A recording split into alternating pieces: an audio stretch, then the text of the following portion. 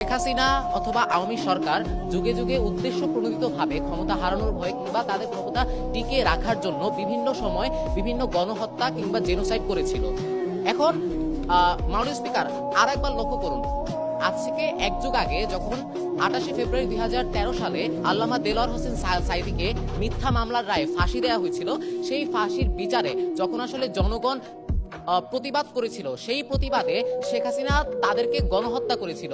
খালেদা জিয়া তখন বিরোধী দলীয় নেতা ছিল, সে এই গণহত্যাকে জেনোসাইড হিসেবে প্রচার করেছিল। তার মানে আপনাকে বুঝতে হবে যে খালেদা জিয়া তথা বিএনপি যখন তারা বিরোধী দলীয় দল ছিল, তারা জামাতের পক্ষে ছিল। তার মানে জামাত এবং বিএনপি মিলে তখন আসলে একটা বড় পাওয়ার হোল্ড করত, এবং এই ভয়ের কারণে পরবর্তীতে আওয়ামী লীগ ক্ষমতা হারানোর ভয়ে এই বিষয়টি ধামাচাপা দেওয়ার চেষ্টা করে।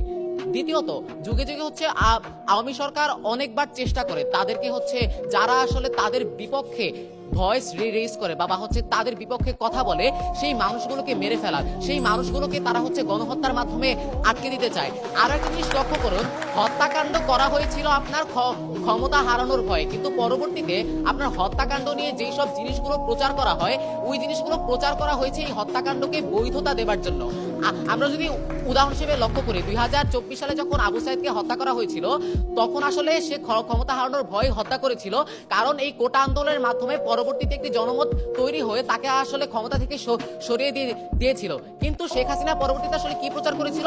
শেখ হাসিনা পরবর্তীতে প্রচার করেছিল এটি জামাত ইসলামীর দ্বারা সংগঠিত একটি গণহত্যা। তার মানে আপনার যেই গণহত্যাগুলো আদিকাল থেকে হয়ে আসতেছে, ওই গণহত্যাগুলো আসলে ক্ষমতা হারানোর ভয়ে করা হয়েছিল, কিন্তু আপনার পরবর্তীতে যেই সব কথাবার্তা বলার চেষ্টা করে তারা বা জঙ্গির কথা বলে, সেগুলোকে বৈধতা দেবার জন্য করা হয়েছিল। এখন আপনার একটা জিনিস বোঝা খুব বেশি গুরুত্বপূর্ণ, কেন আসলে হেফাজতে ইসলাম ওই সময়টাতে রাজনৈতিক পটভূমিতে খুব বেশি গুরুত্বপূর্ণ একটি জায়গা দখল করেছিল। আপনাকে একটা জিনিস বুঝতে হবে, যখন হেফাজতে ইসলামী আসলে আন্দোলনরত ছিল, তখন তারা ঢাকার 6টি প্রবেশ মুখ দখল করেছিল। তাদের পক্ষে ছিল জামাত, বিএনপি কিংবা আপনার বড় বড় রাজনৈতিক দলগুলো।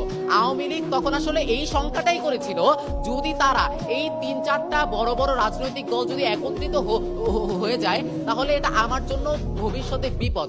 আপনি একটা জিনিস লক্ষ্য করুন, হেফাজতে ইসলামী কিন্তু ডিএমপির অনুমতি নিয়ে আন্দোলনটা করেছিল, কিন্তু তারপরও কেন তারা আসলে সময় চেয়ে নিচ্ছি একটু, কিন্তু তারপরও কেন আসলে তারা গণহত্যা করেছিল? কারণ তার মধ্যে এই ভয়টা ছিল বা এই সংখ্যাটা ছিল যে পরবর্তীতে বিএনপির মাধ্যমে প্রমাণটা কি আসলে আপনার খালেদা জিয়া সরাসরি বলে দিয়েছে যে হেফাজতে ইসলামের এই আন্দোলন করাটা একটা গণতান্ত্রিক অধিকার।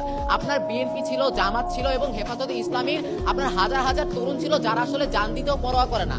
তার মানে এত জনমত ছিল বা আইডিওলজি ছিল, এদের কারণে শেখ হাসিনার মনে একটি শঙ্কা বা ভীতি তো তৈরি হয়েছিল যে এরা আমাকে ভবিষ্যতে ক্ষমতা থেকে নামিয়ে দিতে পারে, যেমনটি হয়েছে আপনার 24-এর বিপ্লবে, 24-এ কোটা আন্দোলনের শুরুতে শুরু হয়েছিল, কিন্তু পরবর্তীতে সেটি গণ আন্দোলনের রূপ নিয়ে আপনার ক্ষমতা থেকে সরিয়ে ফেলে শেখ হাসিনাকে।